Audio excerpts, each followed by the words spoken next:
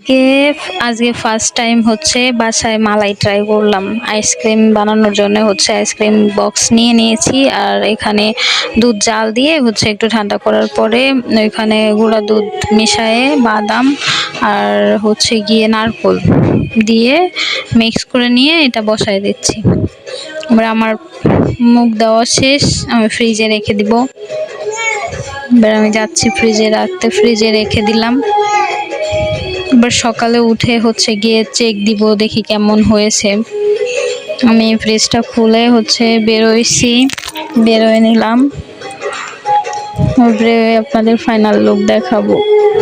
টেবিলের উপর রেখে এবার হচ্ছে খুলবো। আমার মেয়ে দৌড়ে চলে আসছে, ও হচ্ছে খুবই আইসক্রিম পাগল। ও বলা শুরু করেছে অলরেডি, আমি খাবো আমি খাবো।